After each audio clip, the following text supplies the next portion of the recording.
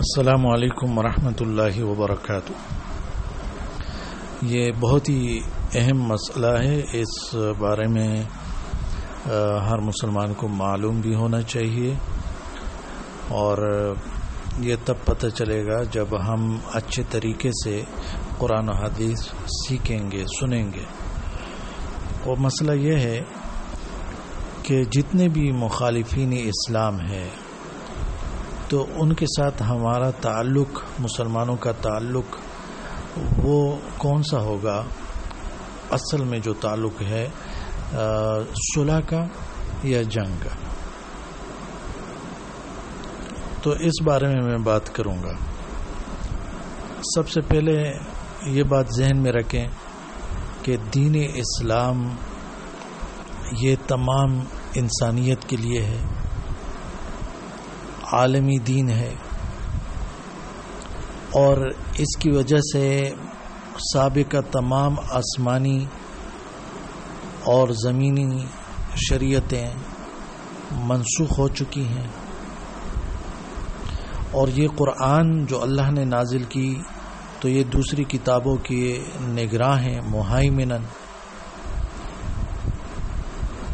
اور اسی کا تقاضا ہے کہ جب مسلمان اسلام دین قبول کر کے اس پر عمل پیرا ہونا چاہتے ہیں اور اسلام ہی مکمل نظام زندگی ہے، تو لازماً سارے انسانوں سے یہ تقاضا ہے کہ سب جو ہے دین کی تعلیمات اور ہدایات پر لبیک کہیں اور سر تسلیم خم کر دیں۔ یہ کوئی علاقائی یا نسلی بنیادوں پر دعوت نہیں ہے، یہ پوری امت کے لیے، تمام انسانیت کے لیے، امت دعوت، امت اجابت، سب کے لیے۔ اور یہ سمجھ لینا چاہیے کہ ذالک بأن اللہ هو الحق وأن ما يدعون من دونه هو الباطل وَأَنَّ اللَّهَ هُوَ الْعَلِيُّ الْكَبِيرُ۔ اللہ تعالی ہی حق ہے اور وہ سب باطل ہیں جنہیں اللہ کو چھوڑ کر یہ لوگ پکارتے ہیں، اور اللہ تعالی ہی بلند بالادست اور بزرگ ہے، بڑا ہے۔ وَمَن يَبْتَغِ غَيْرَ الْإِسْلَامِ دِينًا فَلَن يُقْبَلَ مِنْهُ وَهُوَ فِي الْآخِرَةِ مِنَ الْخَاسِرِينَ۔ اسلام کے علاوہ اگر کوئی کسی دین کو طلب کرتا ہے تو ہرگز اس سے قبول نہیں کیا جائے گا، آخرت میں بھی تاوان اٹھانے والوں میں سے ہوگا۔ سورۃ النساء میں ہے، یا ایھا الناس قد جاءکم الرسول بالحق من ربکم فآمنوا خیرا لکم وَإِن تَكْفُرُوا فَإِنَّ لِلَّهِ مَا فِي السَّمَاوَاتِ وَالْأَرْضِ وَكَانَ اللَّهُ عَلِيمًا حَكِيمًا۔ لوگو، یہ رسول تمہارے پاس تمہارے رب کی طرف سے حق لے کر آیا ہے، تو ایمان لے آؤ، تمہارے لیے بہتر ہے، یہی بہتر ہے۔ فَآمِنُوا خَيْرًا لَكُمْ، ایمان لے آؤ، تمہارے لیے بہتر ہے۔ اور اگر انکار کرتے ہو تو جان لو کہ آسمان اور زمین میں جو کچھ ہے سب اللہ تعالیٰ کا ہے، اور اللہ تعالیٰ جاننے والا، حکمت والا ہے۔ سورہ اعراف میں ہے، آیت نمبر 158، قل یا ایھا الناس انی رسول اللہ الیکم جمیعا الذی لہ ملک السماوات والارض لا الہ الا هو یحیی ویمیت فآمنوا باللہ ورسولہ النبی الامی الذی یؤمن باللہ وکلماتہ واتبعوہ لعلکم تہتدون۔ اے محمد صلی اللہ علیہ وسلم کہہ دو کہ اے انسانوں، میں تم سب کی طرف اس اللہ کا پیغمبر ہوں جو زمین اور آسمانوں کی بادشاہی کا مالک ہے، اس کے سوا کوئی الہ نہیں، وہی زندگی بخشتا ہے، وہی موت دیتا ہے، تو تم ایمان لاؤ اللہ پر اور اس کے بھیجے ہوئے نبی امی پر جو اللہ اور اس کے ارشادات کو مانتا ہے، اور پیروی اختیار کرو اس کی، امید ہے کہ تم راہ راست پالو گے۔ تو وہ نبی سب سے پہلے یؤمن باللہ، وہ اللہ تعالیٰ کے ارشادات کو مانتا ہے، وہ اللہ پر ایمان رکھتا ہے اور اللہ کے کلمات اس کو مانتا ہے، تو واتبعوہ، تم پیروی اختیار کرو اس کی. کیا ہو جائے گا؟ لعلکم تہتدون، تاکہ تم راہ راست پالو. اسی طرح سورہ انبیاء میں ہے وما ارسلناک الا رحمۃ للعالمین، سورۃ انبیاء آیت نمبر 107. اور ہم نے جو آپ صلی اللہ علیہ وسلم کو رسول بنا کر بھیجا ہے، در حقیقت یہ دنیا والوں کے حق میں ہماری رحمت ہے. ہم نے آپ کو رحمت بنا کے بھیجا ہے تمام دنیا والوں کے لیے. سورہ سبا آیت نمبر 28 میں ہے وما ارسلناک الا کافۃ للناس بشیرا ونذیرا ولکن اکثر الناس لا یعلمون. اور ہم نے تم کو تمام ہی انسانوں کے لیے خوشخبری دینے والا اور ڈرانے والا بنا کر بھیجا ہے، مگر اکثر لوگ جانتے نہیں ہیں. تو یہ تو وہ بنیادی بات ہو گئی کہ دین اسلام ہی حق دین ہے. اب جو مخالفین ہیں، اللہ تعالیٰ نے فرمایا خلقکم فمنکم کافر ومنکم مومن، اللہ نے تم انسانوں کو پیدا کیا، تم میں سے کچھ کافر ہیں اور بعض مومن ہیں. اب مومنوں کا کافروں سے کس طرح کا تعلق ہوگا، ان تک اسلامی دعوت پہنچانے کا انداز کیا ہوگا، کس طریقے سے ہوگا. تو دو باتیں علماء اسلام نے اس بارے میں کی ہوئی ہے، دو اقوال ہیں مشہور. پہلا قول جو کہ قدیم علماء کا ہے، اکثر ان کا قول یہ ہے کہ مسلمان عسکری قوت بنائیں گے، عسکری قوت، افواج کو تیار کیا جائے گا اور پھر اس کے بعد جو اسلام کے مخالف ملک ہیں ان کی طرف پیش قدمی کی جائے گی، اور وہاں جا کر جنگ کا آغاز کرنے سے پہلے ان کو چوائس دیا جائے گا، اختیار دیا جائے گا کہ یا تو دینی حق یعنی اسلام کو قبول کر لیں، یا جزیہ دینے پر راضی ہو جائیں، یا پھر جنگ کریں. تو ان علماء کا یہ جو قول ہے، تو ان کا کہنا یہ ہے کہ اسلام اور کفر کے مابین اصل تعلق جنگ کا ہے. کافر طاقتوں کے ساتھ صلح کرنا یہ ایک استثنائی حالت ہے، اصل تعلق جو ہے ان کے ساتھ جنگ کا ہے. اور وہ جنگ کا طریقہ کار کیا ہوگا وہ پہلے ذکر ہو گیا. تو یہ جنگ کا سبب کیا ہے؟ اسلام اور کفر کے مابین جنگ کا سبب بس کفر کا پایا جانا ہے. یہ قول المبسوط جلد نمبر 10 صفحہ نمبر 30، المہذب جلد نمبر 20 صفحہ نمبر 231، الکافی جلد نمبر 1 صفحہ نمبر 446، المغنی جلد نمبر 10 صفحہ نمبر 386، موسوعۃ الاجماع جلد نمبر 1 صفحہ نمبر 280، اس میں آپ دیکھ سکتے ہیں. اچھا، اس میں درمیان میں جزیہ کی بات آ گئی، تو جزیہ کے بارے میں بھی اختلاف ہے کہ کن لوگوں سے جزیہ لیا جا سکتا ہے، کن کافروں سے. تو احناف کے جو فقہا ہے وہ کہتے ہیں کہ جزیہ تمام کفار و مشرکین سے لیا جا سکتا ہے، سوائے مشرکین عرب کے. جو عرب کے مشرکین ہیں ان سے جزیہ نہیں لیا جائے گا، ان سے یا تو وہ اسلام قبول کرے یا پھر جنگ ہوگی.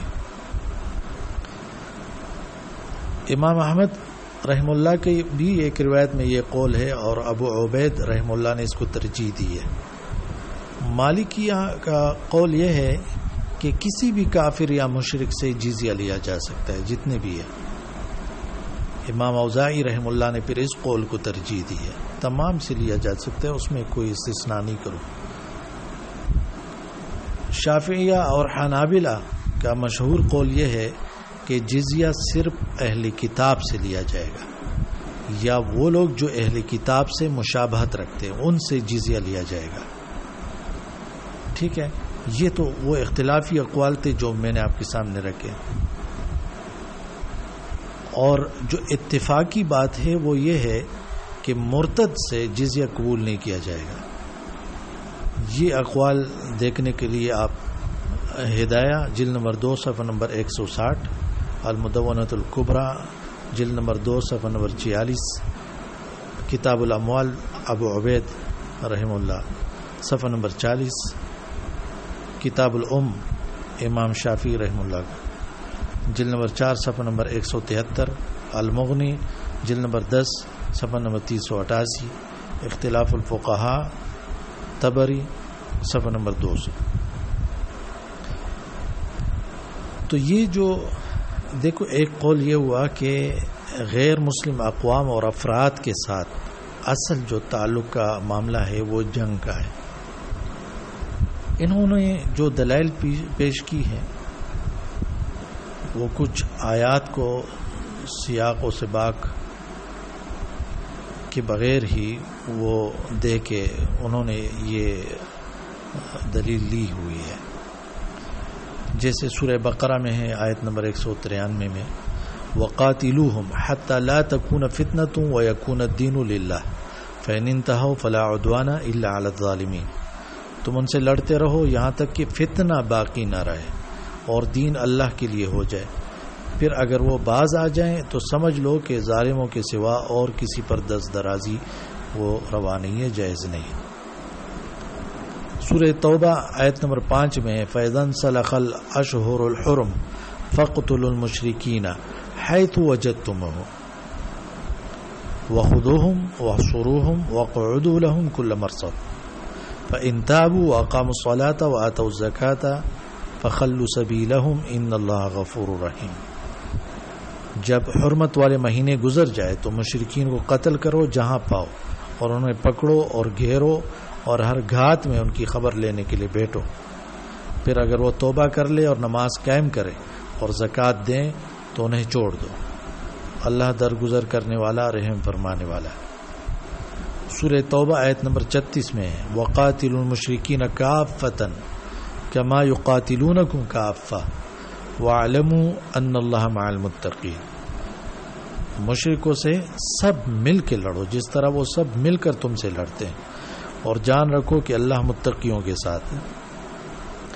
تو ان فقہا نے آیت کے اندر موجود فتنہ اس سے مراد شرک لیا ہے کہ جب تک شرک ہے تو آپ لڑو ان کافروں سے. جب تک شرک جو ہے وہ ان کی جڑیں نہ کٹ جائے، اس کا مکمل استحصال نہ ہو جائے اور ادیان باطلہ اسلام کے لیے منصب اقتدار سے ہٹ نہ جائے تو آپ لڑتے رہو. اور ایک حدیث بھی مشہور وہ ذکر کرتے ہیں جو کہ بخاری کے اندر بھی ہے اور مسلم کے اندر بھی کہ رسول اللہ صلی اللہ علیہ وسلم نے فرمایا امرت ان اقاتل الناس حتى يشهدوا ان لا الہ الا اللہ ويؤمنوا بی وبما جئت به فاذا فعلوا ذلك عصموا مني دماءهم واموالهم الا بحقها وحسابهم على اللہ.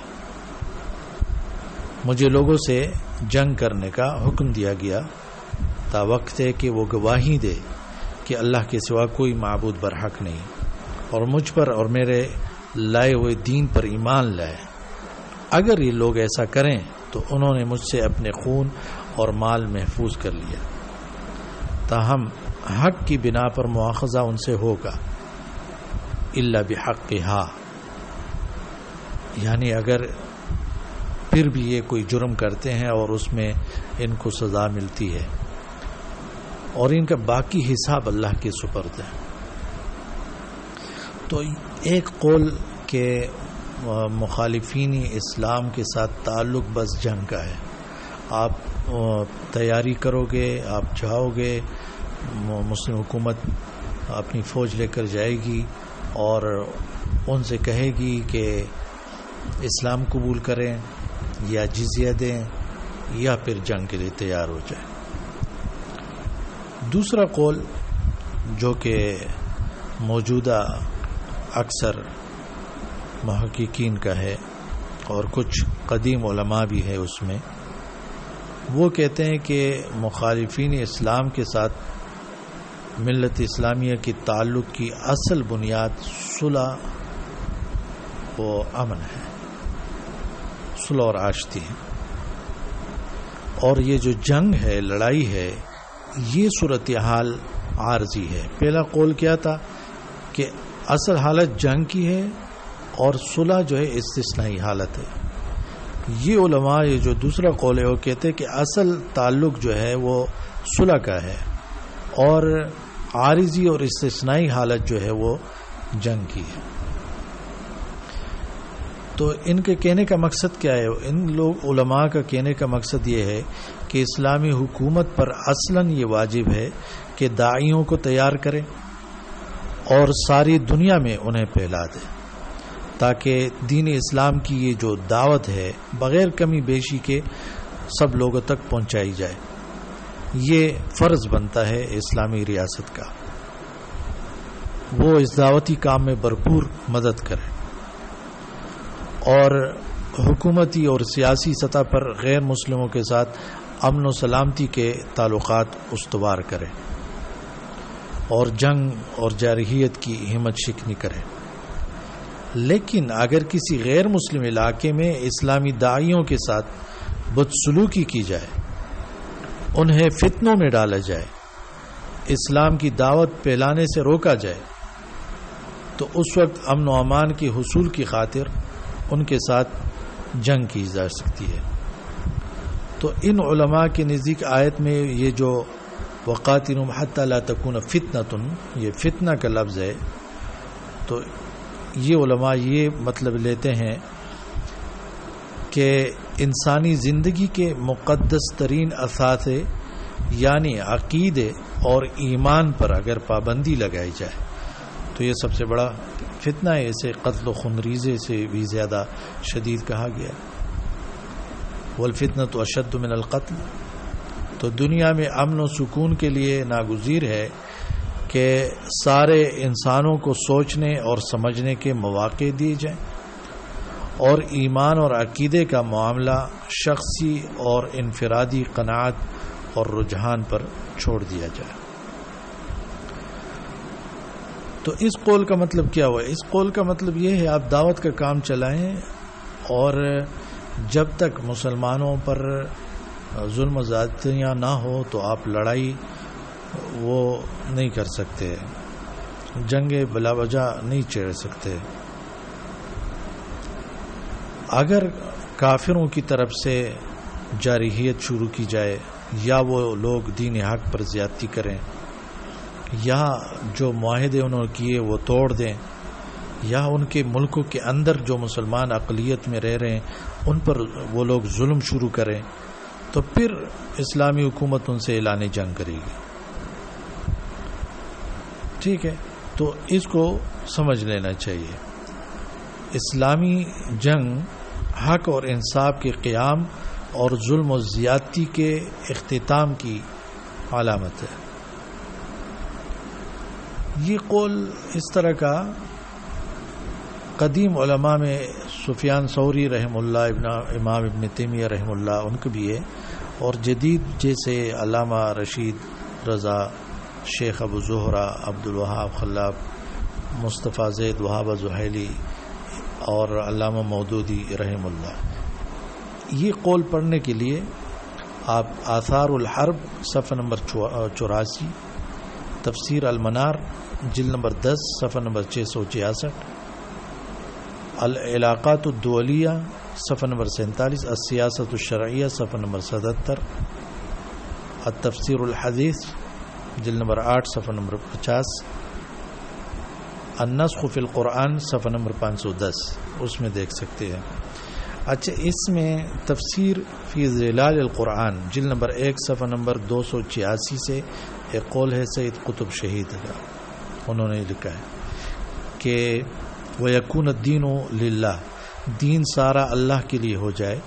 اس کا مطلب یہ ہے کہ دین الہی کو زمین میں غلبہ اور تمکن حاصل ہو جائے، اس طرح کہ جو اسے قبول کرنا چاہے اسے کسی کا خوف مانے نہ ہو، وہ دنیا میں پائی جانے والی کسی ایسی طاقت سے نہ ڈرے جو دین حق کی تبلیغ اور اشاعت پر قدغن لگاتی ہو، یا اسے قبول کرنے والوں پر مظالم ڈھاتی ہو، یا امت مسلمہ کو دین حق سے پھیرنے کے لیے کوشاں ہو۔ یہ جہاد عقیدے کی آزادی کے لیے ہے تاکہ اسے مختلف حصاروں میں قید ہونے سے بچایا جائے اور فتنہ و فساد سے اس کو محفوظ رکھا جائے۔ اچھا، پہلا جو قول تھا اس کے بارے میں جو آیتیں وہ علماء پیش کرتے ہیں وہ میں نے آپ کے سامنے رکھی، جس حدیث کا وہ پیش کرتے ہیں۔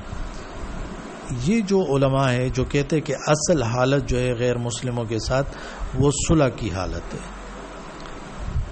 اور لڑائی عارضی چیز ہے، استثنائی حالت ہے، تو ان کی دلائل وہ یہ ہے، سورہ بقرہ آیت نمبر 190، وَقَاتِلُوا فِي سَبِيلِ اللَّهِ الَّذِينَ يُقَاتِلُونَكُمْ، تم اللہ کی راہ میں ان لوگوں سے لڑو جو تم سے لڑتے ہیں، وَلَا تَعْتَدُوا، زیادتی نہ کرو، ان اللہ لا يحب المعتدین، بے شک اللہ زیادتی کرنے والوں کو پسند نہیں کرتا۔ اسی طرح یہ عقیدہ جو ہے قبول کرنا یہ تو دل کا معاملہ ہے، اور دل پر کسی کا زور چلتا نہیں ہے، اختیار ہے نہیں، پیغمبروں کے اختیار میں بھی نہیں ہوتا کہ کسی کے دل کے اندر بات پہنچا دے اور ڈال دے، ہدایت اس کے دلوں میں اتار دے۔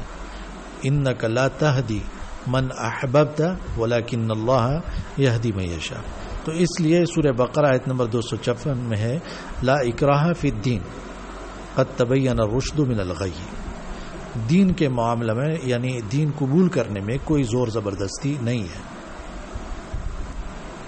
صحیح بات غلط خیالات سے الگ کر دی گئی ہے، قد تبین الرشد من الغی، ہدایت اور گمراہی کو الگ کر دیا گیا ہے۔ فمن یکفر بالطاغوت ویؤمن باللہ، تو جو کوئی طاغوت کا انکار کر کے اللہ پر ایمان لے آتا ہے، فقد استمسک بالعروۃ الوثقی، تو اس نے ایک مضبوط سہارا تام لیا، لا انفصام لہا، جو کبھی ٹوٹنے والا نہیں ہے، واللہ سمیع علیم۔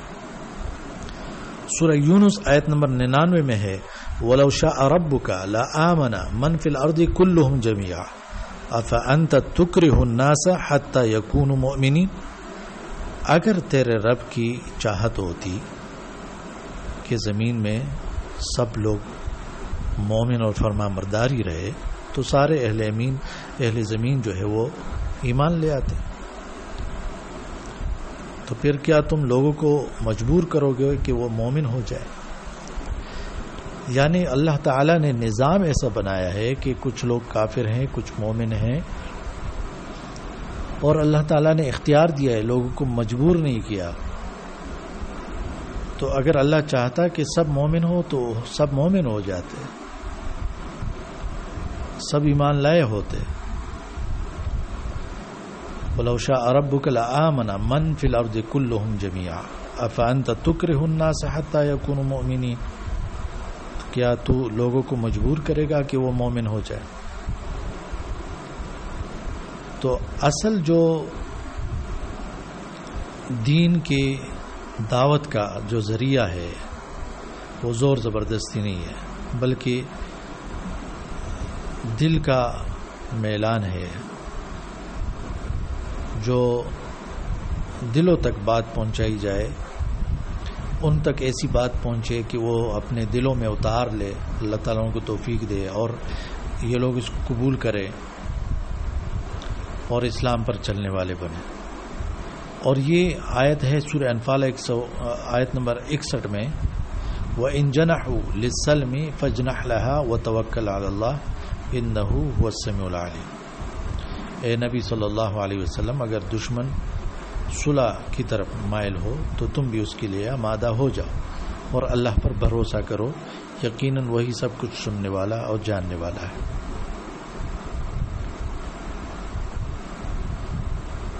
اچھا، پھر اس میں کچھ لوگوں نے یہ بات کہی ہے کہ جو علماء کہتے ہیں کہ اصل حالت جو ہے وہ صلح کی ہے، تو وہ کہتے کہ دیکھو یہ جو عام حالات میں معافی درگزر اور صلح کے حالات، یہ قتال کی آیتیں آنے کے بعد سے یہ منسوخ ہے، اور قتال کی جو آیتیں ہیں وہ تمام مشرکین کے بارے میں اور ساری جگہوں کے بارے میں ہیں۔ یہ ابن عاشور رحم اللہ کی التحریر والتنویر تفسیر میں اور ابن الحمام کی فتح القدیر میں آپ دیکھ سکتے ہیں۔ تفسیر ابن عاشور جلد نمبر 10 صفحہ نمبر 115، فتح القدیر جلد نمبر 5 صفحہ نمبر 292۔ لیکن دوسرے علماء پھر کہتے ہیں کہ منسوخ کہنے کے لیے دلیل چاہیے۔ نسخ کا نفس وقوع فقہائے کرام کے درمیان یہ ایک اختلافی مسئلہ رہا ہے، لیکن اس میں اتفاق ہے کہ نسخ ثابت کرنے کے لیے کسی دلیل کا ہونا ضروری ہے۔ ارشاد الفحول میں امام شوکانی رحم اللہ صفحہ نمبر 193 میں یہ بحث کی ہے کہ کسی بھی چیز کے منسوخ ہونے کے لیے دلیل کا ہونا ضروری ہے کہ کیا دلیل ہے کہ آپ کہتے ہو کہ وہ چیز منسوخ ہو گئی ہے۔ تو اس لیے یہ جو قول ہے کہ اصل حالت صلح کی ہے، تو یہ علماء وہ کہتے ہیں کہ اللہ کے رسول صلی اللہ علیہ وسلم نے صرف انہی دشمنوں سے جنگ کی ہے جو زیادتی کرنے والے تھے یا جنہوں نے کوئی عہد باندھ کر خلاف ورزی کی تھی۔ ایسے لوگوں پر ہی چڑھائی ہوئی ہے، ایسے لوگوں کے ساتھ ہی جنگ ہوئی ہے جو رعایا پر ظلم ڈھا رہے تھے، ان کی زندگی کو محال کر دیا تھا اور عام انسانوں کو اسلام سے روک رہے تھے، یا جو ایمان لائے تھے تو ان کو قتل کر رہے تھے۔ تو ایسی صورتحال میں انسانی تعاون کا فطری قانون کہتے کہ ظلم کی روک تھام کی جائے، اور ایسی حالت میں امداد کا ہاتھ آگے نہ بڑھانا اور اپنی جگہ خاموش بیٹھے رہنا یہ غیر اخلاقی غیر انسانی طرز عمل ہوتا ہے۔ تو ایسے فتنوں سے بچانے کے لیے پھر ان سے لڑائیاں ہوئی ہے، ورنہ اصل حالت جو ہے وہ یہ تھی کہ نبی صلی اللہ علیہ وسلم نے لوگوں سے جنگ کی ابتدا عام طور پر وہ نہیں کی ہے۔ ظالموں سے ہی لڑے ہیں جنہوں نے سازشیں کی، جو جنگ کی تیاریاں کر جو خود حملہ کر بیٹھے، اس طرح کے جو معاملات ہوا کرتے تھے۔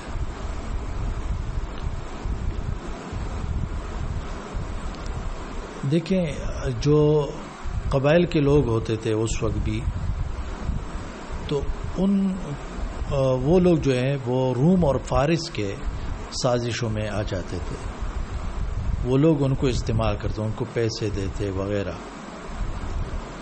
کیونکہ روم اور فارس ان کو بھی خطرہ تھا کہ ایسا نہ ہو کہ یہ عرب میں سے یہ جو نبوت کا دعویٰ کرتا ہے اور اس کی حکومت اور بادشاہی آگے بڑھے اور ہمارے جو علاقے ہیں ہمارے ہاتھوں سے چلے جائے، اور مختلف سازشیں کرتے تھے۔ آپ صحیح بخاری کی کتاب التفسیر جب اٹھا کے دیکھتے ہیں، جو عمر رضی اللہ عنہ اور اس کے انصاری دوست کا جس میں واقعہ بیان ہوا ہے کہ جب میں نبی صلی اللہ علیہ وسلم کی مجلس میں نہیں ہوتا تھا تو وہ میرا دوست ہوتا تھا اور وہ بعد میں آ کے مجھے خبریں بتاتا، اور جب وہ نہیں ہوتا تو میں اس کے پاس جا کے اس کو پھر بتا دیتا تھا کہ آج نبی صلی اللہ علیہ وسلم نے یعنی اس طرح بتایا ہے، اس طرح بات کی ہے۔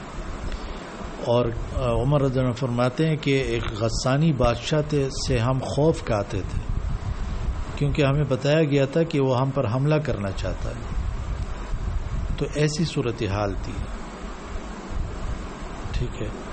اور ہرقل نے شام میں اسلام قبول کرنے والوں پر ظلم شروع کیا، ان کو قتل کرنا شروع کیا، اور کسرا نے تو اتنا زیادتی کی، وہ خط کی بے حرمتی کی، اور رسول اللہ صلی اللہ علیہ وسلم کے سر پر انعام مقرر کیا کہ کوئی اس کو قتل کرے گا نعوذ باللہ تو میں ان کو بڑا انعام دوں گا.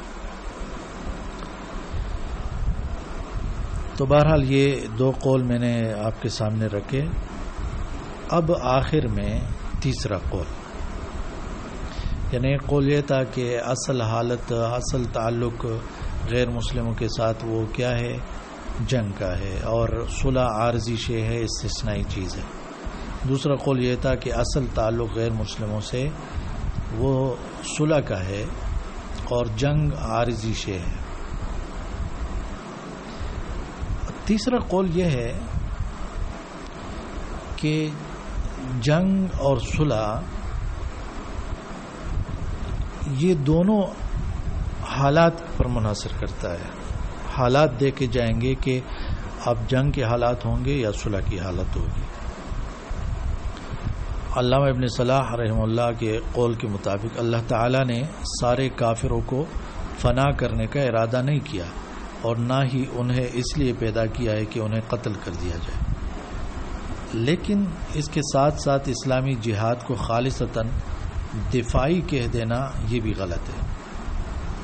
یعنی یہ کہنا کہ مسلمان مجاہدین انتظار میں بیٹھے رہیں کہ کب کون دشمن اسلامی ریاست پر حملہ کرتا ہے اور جب چار اطراف سے اسلامی ریاست کو دشمن گھیر لے تو پھر یہ اٹھ کر فریضہ جہاد ادا کریں، ایسا نہیں ہے.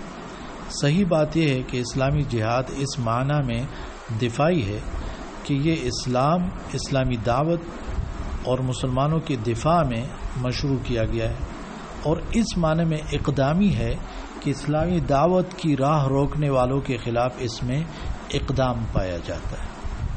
تو جیسے حالات کا تقاضا ہوگا ویسا عمل کیا جائے گا، لیکن ظلم و زیادتی دونوں صورتوں میں نہیں کی جائے گی. ایک کتاب ہے علاقۃ الامت المسلمہ بالامم الاخری، احمد محمود الاحمد کی ڈاکٹر. وہ لکھتے ہیں مسلمانوں اور غیر مسلموں کے مابین یہ مبنی بر اعتقاد تعلق پایا جاتا ہے جو دیکھا جائے تو ایک منہج کی شکل اختیار کر لیتا ہے جس کے اندر سارے ضروری عناصر پائے جاتے ہیں.